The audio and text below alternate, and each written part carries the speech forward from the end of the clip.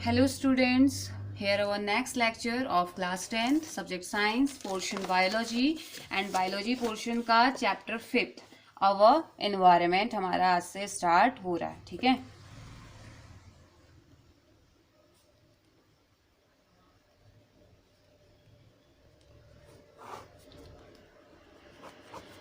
अवर environment chapter number 5. तो अब देखिए एनवायरनमेंट नाम सुनते ही बहुत सारी चीज़ें हमारे दिमाग में आती है. पानी, हवा, माउंटेन्स, ट्रीज, सॉइल, सारी चीज़ें. हमारा एनवायरनमेंट इन्हीं चीज़ों से तो मिलके बना हुआ है ना. यही सारी चीज़ें तो होती हैं हमारे आसपास. तो यहाँ पे को हमारा फिजिकल वर्ड हो, बायोलॉजिकल वर्ड, मतलब कि हमारा फिजिकल वर्ड, हमारा बायोलॉजिकल वर्ड, जहाँ पे हम रहते हैं वही तो हमारा एनवायरनमेंट है ना. तो एनवायरनमेंट को कैसे डिफाइन करेंगे? The physical and biological world where we live in is called our environment. तो फिजिकल और बायोलॉजिकल वर्ड जहाँ पे हम लोग रहते हैं, जहाँ पे इजीली हम सर्वाइव कर सकते हैं, हमें सारी कंडीशंस दी गई हैं, हमें सारी चीज़ें फेवर की गई हैं कि हम कैसे सर्वाइव कर सकते हैं, तो उसको हमने क्या कह दिया? एनवायरनमेंट, हमारा एनवायरनमेंट. ठीक है. तो जो एनवायरनमेंट है वो क्या क्या इंक्लूड करता? अच्छा पहले डिफाइन कर लेते हैं. The physical and biological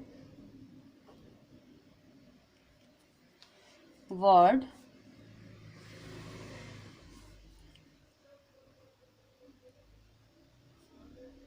where we live in is called our environment. Okay तो इसी को हम क्या कह देते हैं? हमारा एनवायरनमेंट. तो जो एनवायरनमेंट जो है वो इंक्लूड क्या क्या करता है? हमारा फिजिकल मीन्स हमारे आसपास की चीज़ें, फिजिकल सराउंडिंग्स, जैसे कि हमारा एटमॉस्फेयर है, हमारी वाटर बॉडीज है, सॉइल है यानी कि लैंड जहाँ पे हम रहते हैं. Okay. And all the living organisms such as plants हैं, एनिमल्स हैं, हम तो हैं ही, हमारे साथ साथ अदर ह्यूमन भी तो है ना, ह्यूमन बीइंग्स हैं. एंड माइक्रो ऑर्गेनिजम्स हैं, माइक्रो ऑर्गेनिजम्स लाइक बैक्टीरिया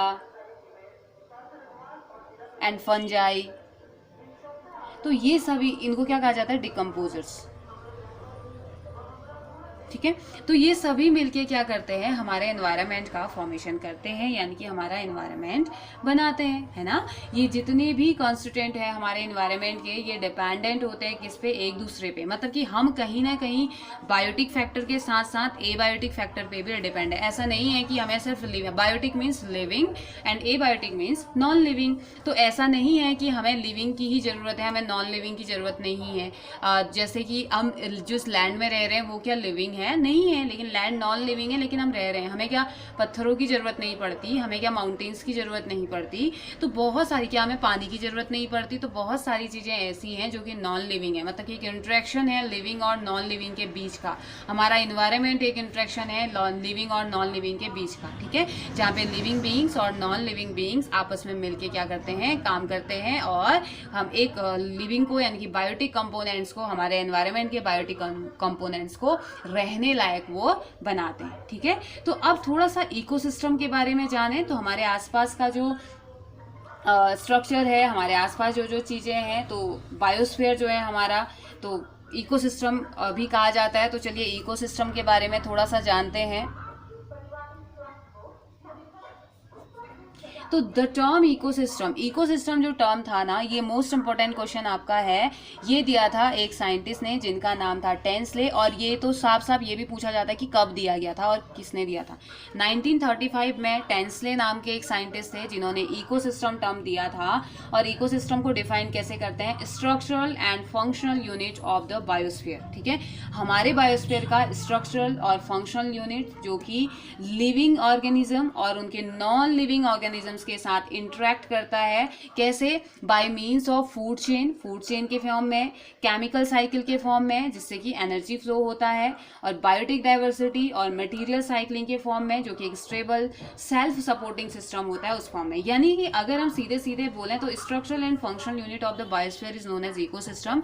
और ये साथ ही साथ लिविंग और नॉन लिविंग, हमारा इकोसिस्टम जो है वो लिविंग और नॉन लिविंग के बीच का एक इंटरेक्शन प्रोवाइड करता है, एक इंटरेक्ट है जहाँ पे को हम फूड हमें मिलता है। इस इंटरेक्शन की वजह से हमें फूड मिलता है, हमें रहने के लिए जगह मिलती है, और केमिकल साइकिल्स इससे चलती है जिससे कि एनर्जी का फ्लो होता है, बायोटिक डाइवर्सिटी होती है, मटीरियल साइकिलिंग इसमें चलती है। तो ये बहुत सारी चीज़ें, हम जो कुछ चीज़ें इसमें से 9th में पढ़ के भी आ चुके हैं ना, साइकिल्स, बायोलॉजिकल साइकिल्स हमने पढ़ी थी।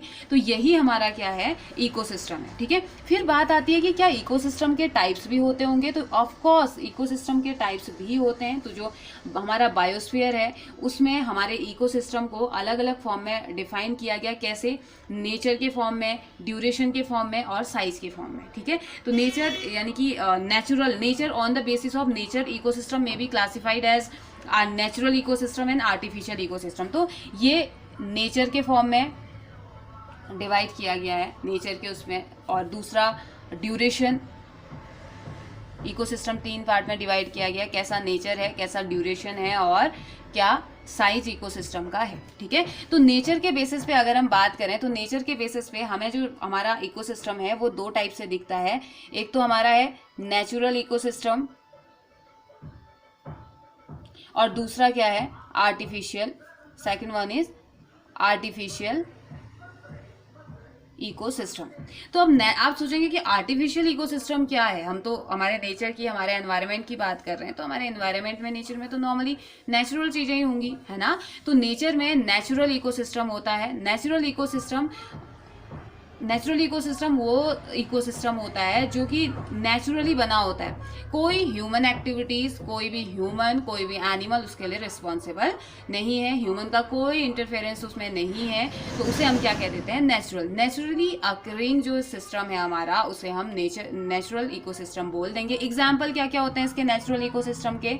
जैसे कि पॉन्ड, फॉरेस्ट, लेक, ग्रासलैंड। हम थोड़ी ना बनाते हैं ये चीजें, है ना, नेचर ने हमें ऑलरेडी ये दे रखी है। और दूसरी तरफ आर्टिफिशियल इकोसिस्टम वो इकोसिस्टम होता है जो कि मेंटेन करा जाता है मैन के थ्रू, और इसी वजह से इसे मैन मेड इकोसिस्टम भी कहा जाता है। तो मैन मेड जो इकोसिस्टम होता है उसके कॉमन एग्जांपल क्या है? जैसे आर्टिफिशियल गार्डन हम लोग बनाते हैं, क्रॉपलैंड हम बनाते हैं, एक्वेरियम का हम यूज़ करते हैं। तो ये सभी क्या होते हैं, आर्टिफिशियल इकोसिस्टम के पार्ट। ठीक है, इनको आर्टिफिशियल इकोसिस्टम कहा जाता है। यानी कि एक ऐसा इकोसिस्टम जहाँ पे ह्यूमन बीइंग का इंटरफेयर है, ह्यूमन बीइंग उसे बना रहा है। जैसे कि हम एक्वेरियम का हम यूज़ करते हैं, वहाँ पे हम आर्टिफिशियली मतलब उनके नेचुरल हैबिटेट से छोड़ के हम फिश को लेके आते हैं और फिश को ग्रो करवाते हैं। हम फसलें लगाते हैं तो खुद से लगाते हैं, फिर एक टाइम पे कट कर देते हैं, फिर दूसरे अपने हिसाब से हम लगाते हैं। तो गार्डनिंग का अगर हमें शौक है तो हम अलग अलग तरह के फ्लावर वगैरह हम लगाएंगे। तो इसे क्या कहा जाता है, आर्टिफिशियल इकोसिस्टम। ठीक है, तो हमने जो नेचुरल बेसिस पे या नेचर के बेसिस पे इकोसिस्टम की बात करी वो 2 टाइप का होता है, natural ecosystem and second one is artificial ecosystem. तो natural ecosystem is a type of ecosystem where nature means कि नेचर खुद को ऑपरेट करता है, खुद को ऑपरेट करेगा by themselves without any human interference. And some common example of natural ecosystem are pond, forest, lake, grassland etcetera. And on the other hand artificial ecosystem are maintained by man and hence are called man-made ecosystem. And common example of artificial ecosystem are garden, cropland, aquarium, etc. Now second is size के basis पे अगर हम ecosystem की बात करते हैं तो एक टाइप तो नेचुरल हो गया, नेचुरल के 2 पार्ट पड़े, नेचुरल एंड आर्टिफिशियल। एंड दूसरा जो है वो क्या है, साइज के बेसिस पे अगर हम बात करें, on the basis of size ecosystem में भी classified as small ecosystem and large ecosystem. तो स्मॉल इकोसिस्टम वो इकोसिस्टम है जिसको हम माइक्रो इकोसिस्टम भी कहते हैं। Small ecosystem is also known as micro means little और स्मॉल। माइक्रो इकोसिस्टम भी इसे कहा जाता है। जैसे इसका एग्जाम्पल क्या हो सकता है, एक छोटा सा फ्लावर पॉट हो सकता है, site under a stone, stone के अंदर की एक छोटी सी जगह ये हो सकती है। तो ये स्मॉल इकोसिस्टम में आते हैं साइज के बेसिस पे, क्योंकि हम बात कर रहे हैं। तो पहले हमने स्मॉल की बात करी, तो छोटी छोटी चीज़ें जो इसमें इंक्लूड होती है उसकी हम बात करेंगे। दूसरा जो आता है साइज के बेसिस पे ही, उसे हम बोलते हैं लार्ज इकोसिस्टम। Large ecosystem. तो very large size ecosystem are also जो टर्म्ड एज मैक्रो इकोसिस्टम। जो लार्ज से थोड़े और ज़्यादा बड़े होंगे, बड़े तो होंगे इसके कंपेयर में बड़े होंगे, लेकिन और ज़्यादा जो बड़े होंगे उनको मैक्रो इकोसिस्टम भी कह सकते हैं, या हमें इन्हें लार्ज इकोसिस्टम को मैक्रो इकोसिस्टम के नाम से भी जानते हैं। तो आप कभी भी माइक्रो एंड मैक्रो की अगर आप बात करेंगे तो यहाँ पे माइक्रो का मीनिंग होता है स्मॉल एंड मैक्रो का मीनिंग क्या होता है, लार्ज। ठीक है, तो मैक्रो इको सिस्टम। ठीक है, तो मैक्रो इकोसिस्टम वो इकोसिस्टम जो कि लार्ज साइज का होता है। और इसके एग्जांपल क्या होंगे, जैसे कि ओशियन, ओशियन आ गया, फॉरेस्ट, ये सभी बड़े बड़े होते हैं ना, डेजर्ट। तो ये सभी क्या है, लार्ज इकोसिस्टम के एग्जाम्पल है। ठीक है, तो इससे पहले कि अच्छा एक टाइप का और पढ़ लेते हैं, फिर एक हम बनाएंगे क्या, फ्लो चार्ट। उसके बाद नेक्स्ट यहाँ मैंने ड्यूरिंग लिख दिया, ये ड्यूरेशन होगा। तो ड्यूरेशन के बेसिस पे, अब टाइमिंग कितनी होती है किसी इकोसिस्टम की, उस बेसिस पे हम बात करते हैं। ठीक है, तो duration, on the basis of duration ecosystem is classifies as temporary ecosystem and permanent ecosystem. ठीक है, तो इसके बेसिस पे कितने टाइप का होता है, इसके बेसिस पे भी दो टाइप का होता है, temporary ecosystem and second one is permanent.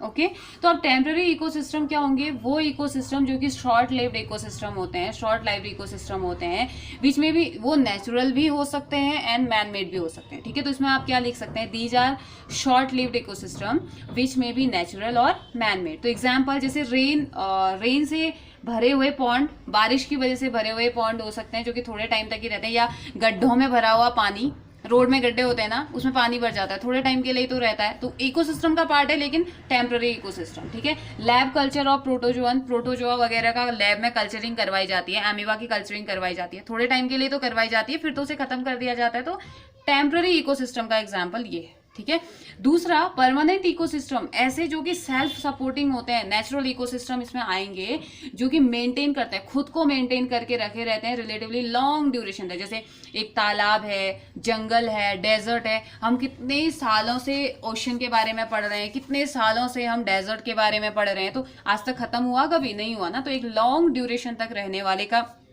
ये, खैर ये तो कुछ ऐसे टर्म्स है ना जिनको हमें नाम से ही पता चल जाएगा, इनको लर्न करने की जरूरत नहीं है। लर्न करने की जरूरत क्या है, इनके एग्जाम्पल। टेम्पररी इकोसिस्टम में रेनफील्ड पॉन्ड आप कह सकते हैं, लैब कल्चर ऑफ प्रोटोजोन आप कह सकते हैं। परमानेंट के एग्जाम्पल में आप क्या लेंगे, जैसे कि एक लेक है, फॉरेस्ट है, डेजर्ट है, ओशियंस है, ये परमानेंट इकोसिस्टम के एग्जाम्पल हैं जो कि हमेशा रहेंगे या बहुत लंबे टाइम तक ये रहते हैं। ठीक है, तो एक फ्लो चार्ट हम देखें, तो फ्लो चार्ट में थोड़ा सा, फ्लो चार्ट से पढ़ने के लिए ना थोड़ा सा ईजी होता है। तो सबसे ऊपर हम क्या लिखेंगे, ecosystem.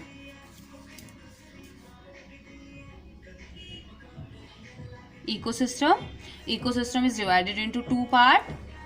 First one is natural ecosystem.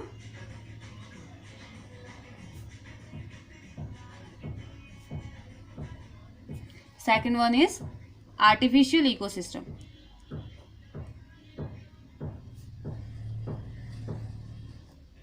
Okay, natural ecosystem and artificial ecosystem. फिर इस नेचुरल इकोसिस्टम को भी दो पार्ट में डिवाइड किया जाता है, सारे पढ़ेंगे। एक्वेटिक इकोसिस्टम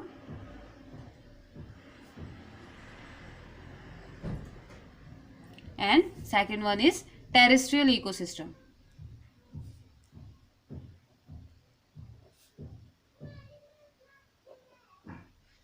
ठीक है, फिर एक्वेटिक इकोसिस्टम के भी दो पार्ट हैं।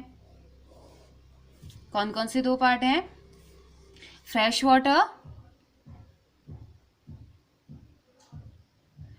Water ecosystem and marine water ecosystem.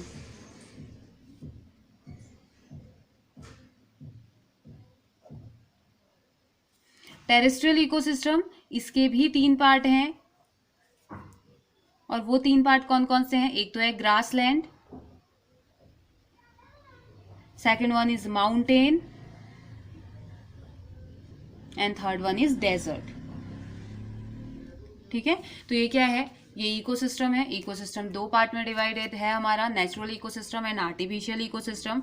तो आर्टिफिशियल तो ठीक है, उसके कोई टाइप्स नहीं होते हैं, लेकिन जो नेचुरल इकोसिस्टम है, natural ecosystem is divided into two part और classified into two parts. First one is aquatic ecosystem, second one is terrestrial ecosystem. Now aquatic ecosystem is also divided into two parts. First one is fresh water ecosystem and second one is marine water. Fresh water included river, pond etc, and where marine water, sea, oceans etc.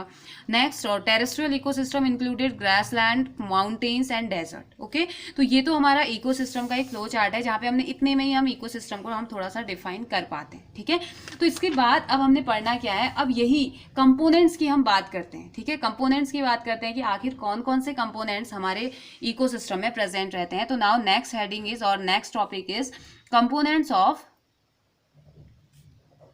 Ecosystem.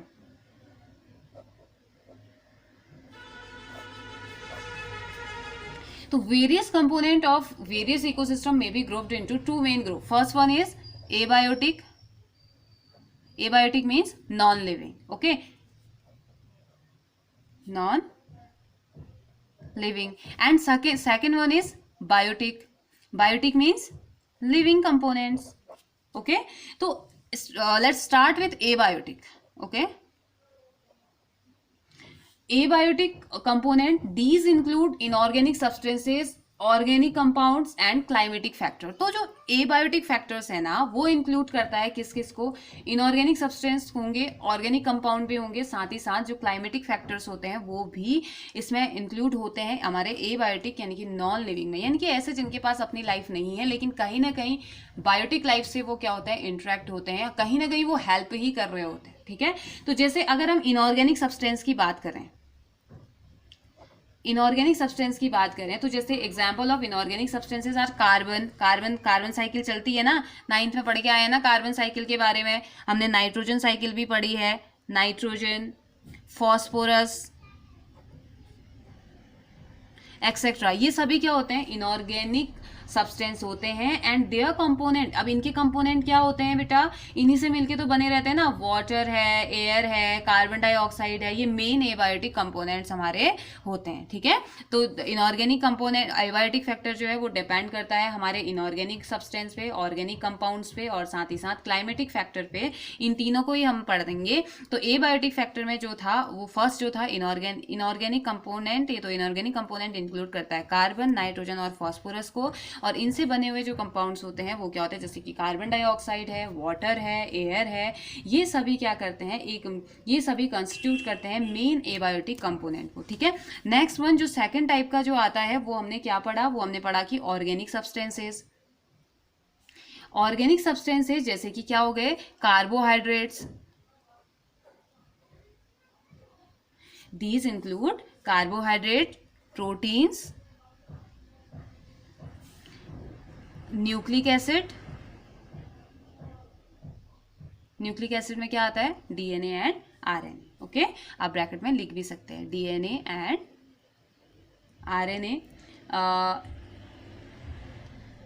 Lipids etcetera, ये सभी क्या होते हैं, हमारे organic substance होते हैं and these are present in living organism and dead organic matter. तो ये जो होते हैं, ये इनमें से कुछ कंपोनेंट ऐसे होते हैं जो कि लिविंग में तो प्रेजेंट होते ही होते हैं, साथ ही साथ जो मरे हुए जो एनिमल्स होते हैं उनकी बॉडी में भी ये हमें मिलते हैं। और जो डेड ऑर्गेनिक मैटर होता है वो टूटता है, डिकम्पोजर्स आते हैं। डिकम्पोजर्स कौन कौन होते हैं, बैक्टीरिया एंड फंजाई, कुछ बैक्टीरिया, और आपने देखा होगा, आपने डिकम्पोजर्स को देखा तो नहीं है लेकिन उन्हें आपने ऑब्जर्व जरूर किया होगा, आपने देखा होगा कि अगर कभी किसी एनिमल की डेथ हो जाती है, वो वहीं पे पड़ा हुआ है, तो थोड़े दिन तो बहुत गंदी सी स्मेल आती है और वो वैसा ही रहता है, लेकिन आप 1-2 हफ्ते बाद देखोगे कि वो जगह बिल्कुल साफ हो चुकी है, वहां पे कुछ भी नहीं है। तो वो क्या हो गए, वहां पे अटैक कर दिया था बैक्टीरिया ने और किसने, फंजाई ने। इन दोनों ने मिलकर क्या किया, धीरे धीरे उस जगह के एनवायरमेंट को क्लीन कर दिया, कैसे, उसको डिकम्पोज करके। ठीक है, तो ऑर्गेनिक सब्सटेंस क्या होते हैं, जिसमें कि कार्बोहाइड्रेट है, प्रोटीन है, न्यूक्लिक एसिड है, लिपिड है और साथ ही साथ ये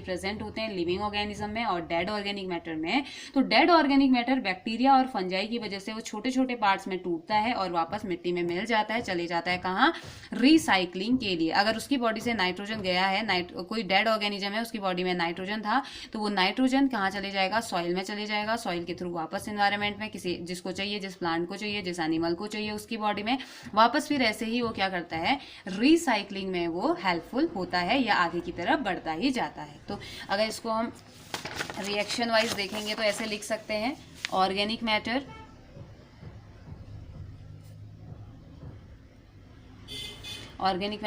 और यहाँ पे हम लिख देंगे डिकम्पोजर्स आए। उसके बाद इनऑर्गेनिक मैटर में इन्होंने इनको कन्वर्ट किया,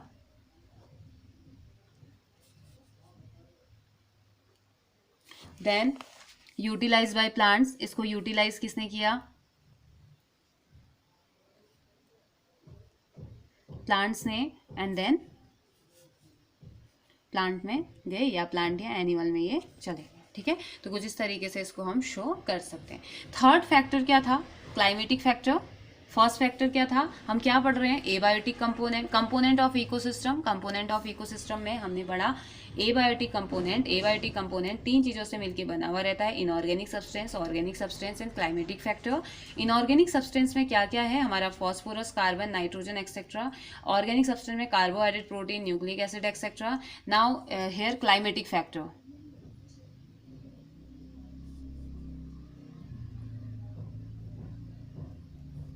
तो क्लाइमेटिक फैक्टर क्या क्या इंक्लूड करता है, ये टेम्परेचर,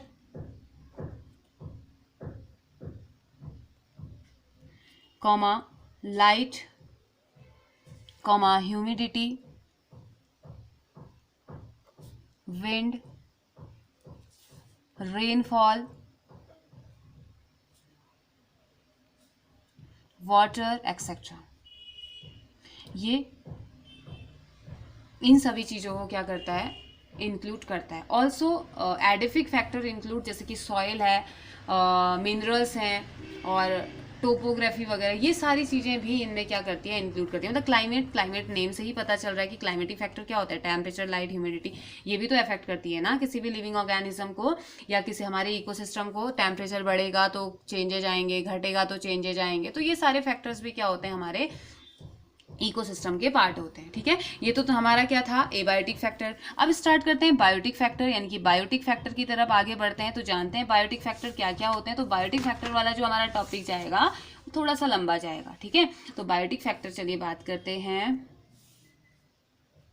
या बायोटिक कंपोनेंट्स की अगर हम बात करें तो biotic component, all living organism present in an ecosystem form biotic component. जितने भी लिविंग ऑर्गेनिज्म होते हैं हमारे इकोसिस्टम में प्रेजेंट, जितने भी लिविंग ऑर्गेनिज्म होते हैं, भले आप प्लांट्स की बात करो, एनिमल्स की करो, माइक्रो ऑर्गेनिज्म की बात करो, वो सभी साथ में मिलके एक इकोसिस्टम का फॉर्मेशन करते हैं। ठीक है, वो इकोसिस्टम के बायोटिक कंपोनेंट का फॉर्मेशन करते हैं। Regarding the mode of obtaining food, किस तरीके से फूड किस तरीके से वो ऑब्टेन करते हैं, उस फॉर्म में organism occurring in an ecosystem, इनको 3 पार्ट में क्लासिफाई किया गया है। कैसे, इन तीनों को, एक तो प्रोड्यूसर के फॉर्म में, second one is consumer and third one is decomposer. Decomposers को रिड्यूसर्स भी कहा जाता है। ठीक है, तो जो बायोटिक कंपोनेंट है, बायोटिक कंपोनेंट एक ऐसा इकोसिस्टम का ऐसा पार्ट जिसमें कि लिविंग ऑर्गेनिज्म प्रेजेंट रहते हैं, और इस टाइप के इकोसिस्टम को 3 मेन कैटेगरी में डिवाइड किया गया है, प्रोड्यूसर, कंज्यूमर एंड डिकम्पोजर। ठीक है, तो अब प्रोड्यूसर की अगर बात करें तो प्रोड्यूसर नाम से पता चल रहा है कि प्रोड्यूस कुछ करता होगा। तो प्रोड्यूसर क्या होते हैं, प्रोड्यूसर जितने भी हमारे इकोसिस्टम में प्रेजेंट जितने भी ग्रीन प्लांट्स होते हैं ना, all green plants and blue green algae,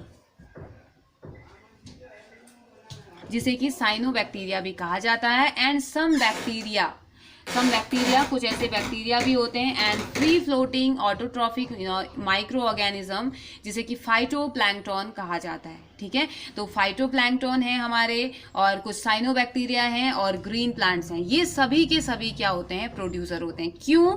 क्योंकि ये सभी के सभी फोटोसिंथेसिस करते हैं और फोटोसिंथेसिस की वजह से अपना फूड बनाते हैं। और अगर ये अपना फूड बनाएंगे तो अल्टीमेटली हमें भी फूड मिलेगा ही मिलेगा, क्योंकि हम भी डायरेक्टली और इनडायरेक्टली टोटली हम डिपेंड है किस पे, हमारे इकोसिस्टम पे, हमारे प्लांट्स पे, अपने फूड के लिए, है ना। तो ये क्या करते हैं, सभी के सभी फोटोसिंथेसिस करते हैं, और फोटोसिंथेसिस का जो रिजल्ट है वो हमें क्या मिलता है, फूड के फॉर्म में, ऑक्सीजन के फॉर्म में। फूड प्लांट्स को मिलेगा, प्लांट को फूड मिलेगा तो वो बेहतर ग्रो कर पाएंगे, वो अच्छे से ग्रो कर पाएंगे, उनमें जो उनका फ्रूट्स फॉर्मेशन होगा जो हमें चाहिए वो हमें सारे, हमारे एग्रीकल्चरल लैंड अच्छा होगा, है ना। तो प्रोड्यूसर यानी कि वो सभी के लिए क्या करते हैं, सारी चीजों की अवेलेबिलिटी, मेनली फूड की अवेलेबिलिटी को जो कंफर्म करते हैं उसे हम क्या कह देते हैं, प्रोड्यूसर, ठीक है। Now second one is consumer. Consumer क्या होते हैं, consumers are mainly animal, they are animal. जो प्रोड्यूसर तो मेनली प्लांट्स ही होते हैं, या ब्लू ग्रीन एल्गी हमने पढ़ा ये होते हैं। और ब्लू ग्रीन एल्गी भी वो जैसे साइनोबैक्टीरिया भी इन्हें कहा जाता है, इनके पास भी कैपेसिटी होती है फोटोसिंथेसिस करने की, ठीक है। तो ऐसे ही कंज्यूमर की अगर हम बात करें तो इसमें मेनली एनिमल्स ही आते हैं, mainly animals, these are mainly animals and they are unable to synthesize their food. ये एबल नहीं होते हैं कि अपना खाना खुद से बना सके। क्या हम लोग एबल हैं कि अपना खाना खुद से बना सके? अब ऐसा नहीं कहते ना कि हाँ हम खुद ही तो बनाते हैं, खाना पकाते हैं और खाते हैं। तो क्या जो पकाने वाला मटेरियल है वो हमारी बॉडी में लगता है? नहीं लगता है ना, प्लांट की बॉडी में लगता है। जैसे आपने कहा कि आज मैंने सब्जी खाई, तो सब्जी क्या हमारी बॉडी में लगी थी? नहीं लगी थी ना, हम लेके आए उसे। अब भले आप खेत से लाए, आप जंगल से, आप शॉप से लाए, आप कहीं से भी लाए, आप लेके आए, वहां प्रोड्यूस तो नेचर ने किया है ना उसे। तो वो क्या था, प्रोड्यूसर था। प्लांट, सब्जी, फ्रूट्स वगैरह जो खाते हैं वो प्रोड्यूसर है, प्लांट जो हमें दे रहा है। And consumer mainly animals, they are enable to synthesize their food, therefore they utilize material and energy stored by the producer. तो ये कौन सी एनर्जी का यूज करते हैं?